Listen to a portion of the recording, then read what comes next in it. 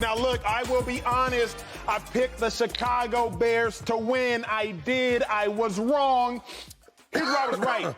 I thought that the Bears' offense would run the ball. They did. But I had no idea the Cowboys' offense could be this good. I had no idea the Cowboys' offense could be this potent. Cowboys, kudos to y'all. Cowboys fans, congratulations. Y'all have a great thing going. If the Cowboys' offense can play as well as they played yesterday, I don't know who and how the Cowboys can be stopped. If Dak Prescott can help move that offense, I'm talking about 10 of 11 through his first 11 passes, 1 touchdown, no interceptions to start the game. We know how good that defense can be. That's a top 5 defense. But if that offense can play at a top 5 level, particularly in the NFC, who gonna stop them, huh? I don't see it. I'm watching it, Shady, and I'm like, you know what? This Cowboys team is better than we thought because that offense is better than we thought. We all know how good the defense can be, but Dak Prescott showed to be vintage Dak Prescott. Why do I say vintage Dak Prescott? Because he didn't look that good against the Lions, obviously coming back from a thumb injury. Definitely didn't look that good against the Bucs. Didn't look that good in the playoffs last year against the 49ers. That's true. Didn't look that good. Well, he did look that good, but he was playing against Eagles, in their backup Eagles in the last game of last season. So we have not seen Dak Prescott play this well in 9, 10 months. If the Cowboys offense can play like this, then this Cowboys team will be hard-pressed to be stopped. Dave Hellman, again, you've watched every single Cowboys game for the last 11 years of your life. What did the Cowboys offense prove to you? Yeah, it proved. I mean, this is the best case scenario of what the Cowboys can be on offense. And when you play like that, this is a really I'll stick on theme. They're very scary. They're very scary when they can do all of that to complement with their defense. The thing for me, look, what we were worried about coming into the season, and I'm not letting it go completely, but like some of the explosiveness was gone from this offense. You trade Amari Cooper away. Dalton Schultz has been banged up this season. That's been a problem. But look at what they did yesterday. They fueled it all through the running game, which is something we know they wanted to do. Looked pretty damn explosive with Tony Pollard instead of Ezekiel Elliott. I'm sure we'll get into that. But it was so complimentary. Like, you had CeeDee Lamb and Michael Gallup making their contributions. But the crazy thing for me is that they didn't have Noah Brown available. They didn't even really use a third receiver. They used their tight ends. Schultz had a great game. The 2 youngsters, Jake Ferguson and Peyton Hendershot. The way that it all kind of flowed together was very impressive. So I don't think this group is as talented as it was last year, but they sure as hell look balanced. And when they get it going as balanced as it was yesterday, again, it can prove very hard to stop. And just for the record, is Dak Prescott pulling all of those strings. He looked fantastic yesterday. And that is fantastic. That's with the pick, Shady. I'll even say it was an ugly pick right before halftime. Still looked fantastic. What the offense proved, 2-5? I don't know about fantastic. Like, they play well. I think Dak played well. But what they showed me, I think, is that they need to make a change at running back. Before, last week before the game, I was texting you and talking to you about it. Mm-hmm. I said, man, I like Zeke, but I was scared that if Pollard got enough carries, that the world would see, like, oh, this guy needs more touches. This guy needs more carries. So that's what they showed me that Sunday, is that Pollard needs to be the future back. We talk about explosion. He was explosive. He was everywhere. I seen 20 going everywhere. It's like the old 90s Emmett. He was just blowing everything, holes. But when I look at that team, they don't scare me, right? I know it's Halloween, and you said scary. No, come on. For example, I hate to pick all the bad, but it's Eagles, Cowboys. I must do it. When I watch that game, especially going into halftime, your quarterback, your $160 million quarterback throws a pick. Now, granted, they're playing the Bears, who's not a good team, so let's not get carried away here. And their quarterback can't really throw the ball. They run the ball all day. They can't throw it. Now, playing a good team like the Eagles, you give Jalen Hurts a turnover, right, on their side of the ball, we're not going to get 3 points. We're going to get 7. It's a challenge. When you play a team, the only thing they can do is run the ball. That's no fair. You stop the run, you get the ball, you get touchdowns. That's what happened. So let's not get blown away by this win. It was a good win. Wasn't great and all that stuff he's talking about. He's tripping. It's Halloween. I don't listen to that cup. They did okay. I agree with, I'm not trying to blow a win against the Bears out of proportion. They were supposed to. They were favored by 9.5, 10 points. Now, how does that happen? They were supposed to win this game convincingly, and they did. But you can blow an out of proportion win against the Bears out of proportion. I'm not going to sell a 20-point win over the Bears short. But Velma, please break down what you discovered. What I discovered is not much, because I've seen this version of the Cowboys before. I don't want to, just ride down the middle of the lane. But just because you picked the Bears to win does not make this a big win. Right, this was not a big win. This is a win they should have gotten. Now, I didn't need them to blow them out the way that they did. I didn't really care how they got this win. But they did get the win. They should have beaten the Bears, and we can't overreact too much to it as a whole. We've seen this version of Dak Prescott before. I thought he was good. I wouldn't go as far as to say fantastic, but I would say he was good. And he was an elevated version of what we've seen from them all year. However, I'm a shady.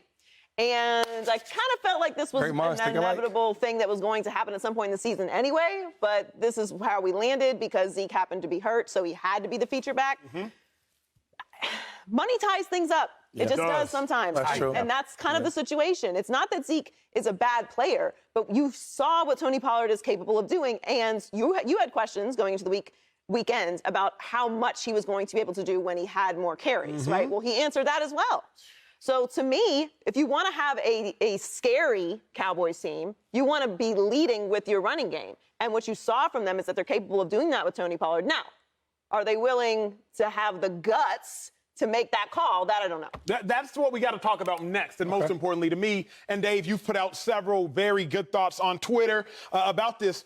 I don't think Ezekiel Elliott should play another snap unless he gets Tony Pollard's permission. Period. Wow. Like, that's how you feel? That's how I feel. That's Contractually, That is cruel. Contractually, we've all heard this figure of speech. You have first right of refusal. Tony Pollard should get first right of refusal on every single carry. Hey, Tony, we about to run the ball. Nah, go ahead, get this one to Zeke. Hey, Tony, we about to run the ball. Okay, I'm good, y'all. Oh, here go my mic. Hey, Tony, we about to run the ball. I think Tony Pollard should get first right of refusal on every single carry, and it is no more complex and no more simple than that. If he is that good, and Dave, he is, I hear you on having two running backs. That's cute, but just give me the running back that is scary, that is dangerous, that is explosive, and that is more complex. Zeke is nice, but Zeke is holding the Cowboys back if he is getting more carries. He's holding the Cowboys back if he's holding the ball in his hands. You look smoother than Tony Pollard did putting that microphone back on. Like, way to go, man. You experienced that, huh? This is God-given.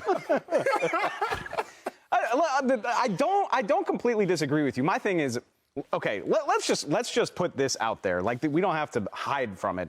Zeke's contract is enormous. The Dallas Cowboys are not going to want to completely bench a guy who accounts for $90 million. It's just not the way it works. You know, you can sit here and say the best player should play. That's not the way that it works. It's just not. That's true. So first of all, consider that. Like, a guy who accounts for $90 million is going to have a role on the offense. He just is.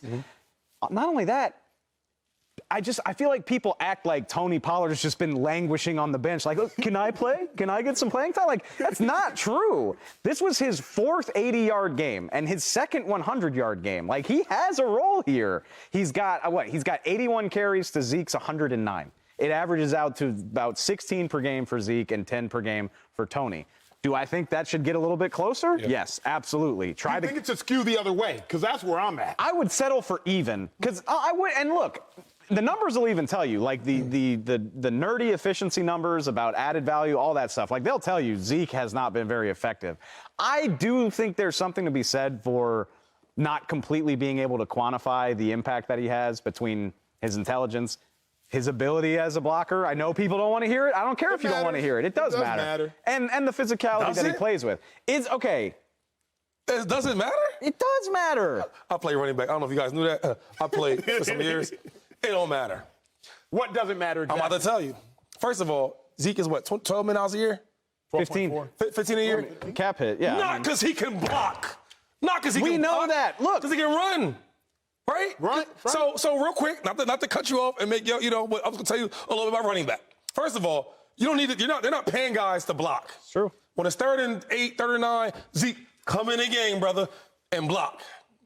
If not, we need to run. I think they should. I don't mind Zeke starting. That's cool. But who's getting the low reps? It should be Pollard. I'm talking about, because he's the most explosive player, not just in the backfield, on the offense.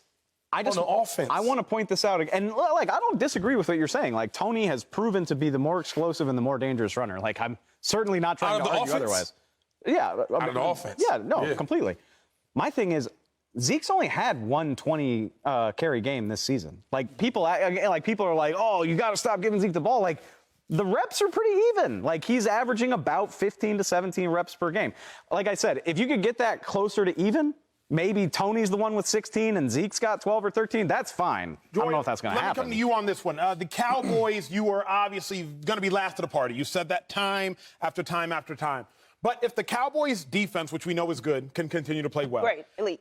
They're very good. They're very good. I don't think they're number one, but they are very good. But if the Cowboys' defense can continue, they're this scary? I just wanted to look at you.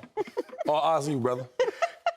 Sorry. If the Cowboys' defense can play this good, but the offense can score 42 points offensively against the top 10 defense at the time, how far can this Cowboys team go? Are you ready to at least take a sip of the Kool-Aid? Are you still chilling? I don't want to be disrespectful to the Bears because their defense has been playing well, and some statistics are pointing to maybe Justin Fields is getting better. He is. Getting a lot better. Maybe he's getting playing a little bit better. But they're still not a good team. They're not a good team. I do believe that the Dallas Cowboys defense is the best in the league, and I think that they will make them Super Bowl contenders if you're buying into the Cowboys being Super Bowl contenders. But this win is not going to change my opinion of the Cowboys. What about the Cowboys' offense? No. How well they played against that defense? I know the Bears in totality aren't good, but you can separate the Bears' offense from the Bears' defense. Defense was number 6 in the league going into that game. Cowboys' defense being number 1 in the league in your mind, they were only number 3 in the league. So that Bears' defense is legit. Does that not I'm exaggerating how good the Cowboys defense is. I think statistically, I think we've all kind of exaggerated it to a bit. But I think putting up 42 against a Bears defense, does that not change your mind? No, this win does not move me either way. It just doesn't. There's good things to take from it. I think Dak Prescott looks healthier. He's throwing the ball a lot. He's throwing the ball well, outside of the interception, obviously. But he had some great throws yesterday. They ran the ball well. They had a very balanced, nice offense. Yeah. I think it's all very nice. It's very nice. It was a nice win for the Cowboys. I'm not going to be moved to overreact to this win. If I see you do this against the Eagles, if I see you do this against the Niners, right? What's the this you speak of? Because I don't know that they'll beat almost the Eagles. a 50 burger on somebody? That, yes. I don't know if I'll see the Cowboys do that. I don't think they will either, and I don't think they'll need to. But are they going to look like they did yesterday against a team like that? There's not that many great teams in the NFC. We know that. It's very small at the top. Really, in my opinion, only one at the top, which is the Eagles, and everybody else is in another category, to me. But if you're going to... I agree. If you're going to make arguments for the Cowboys, then they're going to have to play like that against a team like the Niners, against a team like the Eagles. And we haven't seen that. We've actually just seen them have a game against the Eagles, and it didn't go like that. So it's not to downplay a nice win going into the bye. It's great. This is exactly the situation you would want to be in. And in fact, at the beginning of the season, if we had said this was a situation that the Cowboys were in going into the bye, most people would disagree, and we would absolutely sign up for the situation 100%. That they're in right now. And the game would be different. Like, we watched Trayvon Diggs get beat on a post corner, right? Mm-hmm. After they beat him with Mooney, they didn't go back to it. Where other good teams with a good offense, that quarterback can throw the ball, they're going back to that 2 or 3 times. Or if your guy fumbles and you see it, you don't go over there and jump over him. You probably touch him to make sure he's down. Other teams don't do that. Not to hate on the Cowboys, but I'm just saying, like, it was a bad Bears team. The Bears did exploit the Cowboys in some degrees, but the Cowboys' offense, at the end of the day, they put their foot on their necks. Subscribe here to get the latest from Speak, and go watch a few segments from our other shows on FS1.